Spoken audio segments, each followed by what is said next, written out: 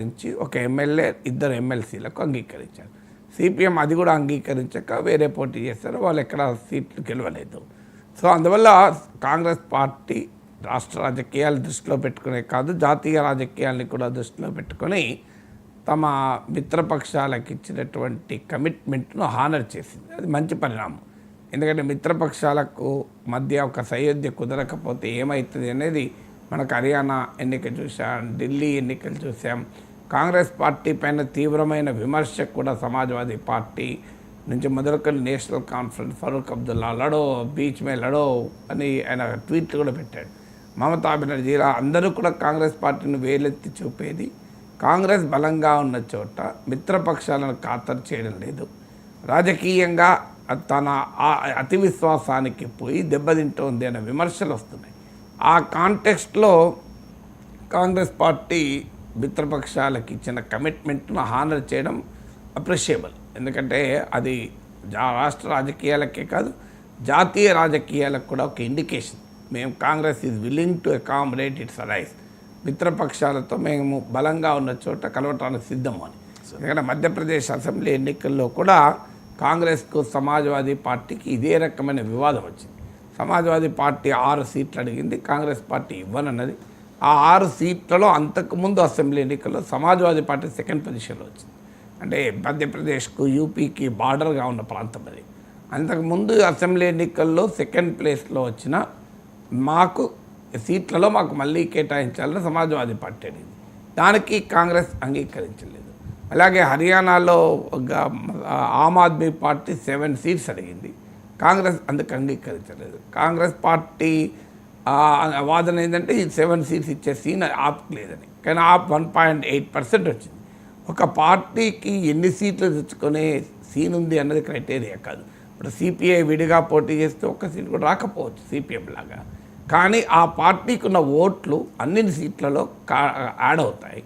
అది ఎంతో కొంత కాంగ్రెస్ పార్టీ విజయానికి దోహదం చేస్తాయి. పైగా ఒక రాజకీయ వాతావరణాన్ని కల్పించడానికి మిత్రపక్షాలతో అవగాహన అనేది ఉపయోగపడుతుంది. అందువల్ల కాంగ్రెస్ పార్టీ ఆ రకంగా మిత్రపక్షానికి సిపిఐకి ఇచ్చినటువంటి కమిట్మెంట్ను హానర్ చేయడం అనేది డెఫినెట్గా అప్రిషియబుల్, ఆహ్వానించదగింది. ఇక ఆంధ్రప్రదేశ్లో కూడా ఈ చర్చ నడుస్తుంది. అంటే టీడీపీ జనసేనల మధ్య గ్యాప్ పెరుగుతుందా, బీజేపీ జనసేన టీడీపీల మధ్య గ్యాప్ ముఖ్యంగా బీజేపీ టీడీపీ మధ్య గ్యాప్ పెరుగుతుందా అని. ఇటీవల ఉత్తరాంధ్ర ఉపాధ్యాయ ఎన్నిక అందుకు ఉదాహరణ. బీజేపీ గాజ శ్రీనివాసుల నాయుడుకు మద్దతు ఇస్తే టీడీపీ జనసేనలు రవిచంద్రకు మద్దతు ఇచ్చాయి. దీనిపైన తెలుగుదేశానికి అనుకూలంగా ఉండే విశ్లేషకులు, పాత్రికేయులు కూటమి 2 అభ్యర్థులకు బలపరిచింది, ఇద్దరిలో ఎవరు గెలిచినా కూటమి అభ్యర్థి అంటూ కొత్త కొత్త భాషలు చెప్తున్నారు. డెమోక్రటిక్ ఎలక్షన్లో ఎక్కడా ఒక పార్టీ కానీ కూటమి కానీ 2 అభ్యర్థులకు బలపరచదు. అందులో పరస్పరం పోటీ పడుతున్న 2 అభ్యర్థులకు ఎట్లా బలపరుస్తుంది? సో వాళ్ళిద్దరి మధ్యనే పోటీ ఉంటే ఇద్దరిని ఎట్లా బలపరుస్తుంది? అయినా మనం కూడా మాట్లాడుకున్నాం. రామ్మోహన్ నాయుడు బయటలో కూడా ఎక్కడా టీడీపీ జనసేన అన్నాడు కానీ బీజేపీ అనలేదు. బీజేపీ నాయకులు బహిరంగంగానే ఒక వేరే అభ్యర్థికి మద్దతు ఇచ్చారు.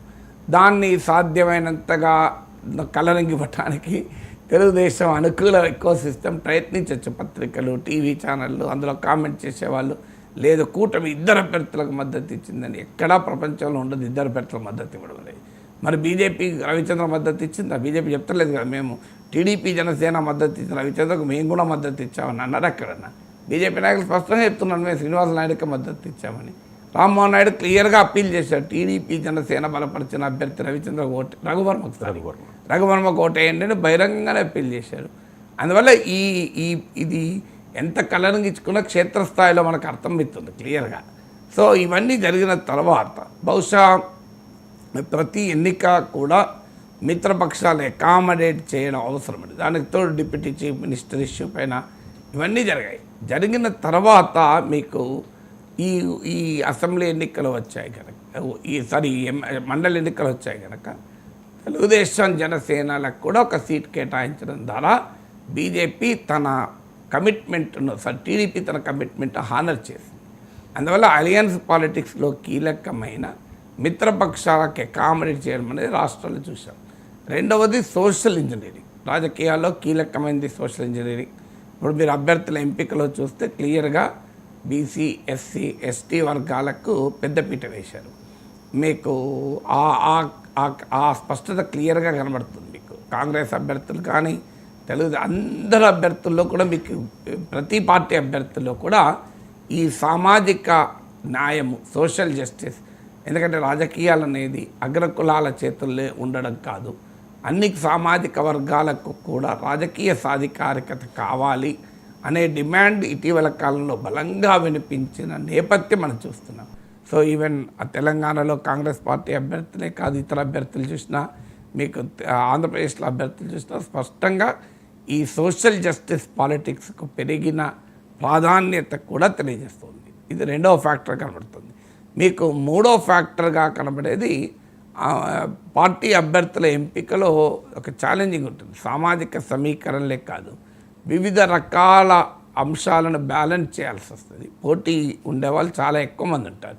ఇప్పుడు తెలుగుదేశం పార్టీ ఆంధ్రప్రదేశ్లో ఎంపిక చేయడంలో కూడా ప్రాంతాల వారి సమతుల్యతను కూడా పాటించింది. మీరు గమనిస్తే రాయలసీమ నుంచి ఒకరికి టికెట్ ఇచ్చారు, మీకు ఆంధ్ర ప్రాంతం నుంచి ఒకరు, ఉత్తరాంధ్ర నుంచి ఒకరు, దక్షిణాంధ్ర నుంచి ఒకరు, అంటే 3 ప్రాంతాలకు బ్యాలెన్స్ చేయడము, తర్వాత పార్టీకి ఉన్నటువంటి లాయాలిటీకి వాల్యూ ఇవ్వడం. సో మీకు క్లియర్గా అభ్యర్థుల ఎంపికలో తెలుగుదేశం పార్టీ అనుసరించిన వైఖరి లాయల్టీ టు ద పార్టీ, ఏదో లాస్ట్ మినిట్లో ఈ పార్టీ ఆ పార్టీ నుంచి వచ్చిన వాళ్ళకి కాకుండా లాయల్టీ టు ద పార్టీ ఆంధ్రప్రదేశ్లో ప్రాధాన్యత ఇచ్చారు. ఇప్పుడు గ్రీష్మ తీసుకుంటే ఆమె ఐ థింక్ 4th జనరేషన్ అనుకుంటా. ప్రతిభా భారతి అంతకుముందు పున్నయ్య వాళ్ళ అంటే తాతే కాదు, ముత్తాత నారాయణ కూడా ఎమ్మెల్యే, నాకు గుర్తున్నంత వరకు నారాయణ, పున్నయ్య, ప్రతిభా భారతి, ఇప్పుడు గ్రీష్మ 4th జనరేషన్ లెజిస్లేచర్లకు ఎంటర్ కావడం అండ్ అంత సీనియారిటీ ఫ్యామిలీకి ఉంది, లీడర్కి లేకపోవచ్చు.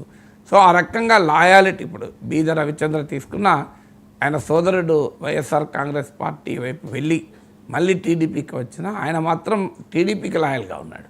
సో అందువల్ల ఈ లాయాలిటీకి కూడా ప్రాధాన్యత ఇచ్చినట్టుగా కనబడుతుంది. అండ్ ఇంకొకటి, ఈ సీనియర్లకు మొండి చేయి చూపించారు అని చెప్పేసి కొంతమంది వైసీపీ నాయకులు మాట్లాడుతూ ఉన్నారు సార్. అంటే యనమల తెలుగుదేశం పార్టీలో ఉమా, బుద్ధా వెంకన్న లాంటి వాళ్ళకి అవకాశం రాలేదు అని చెప్పి, ఉన్న సీట్లు 3, ఉన్న సీట్లు 3లో 30 మంది పోటీ పడతారు, ఎవరికైనా ఇస్తారు.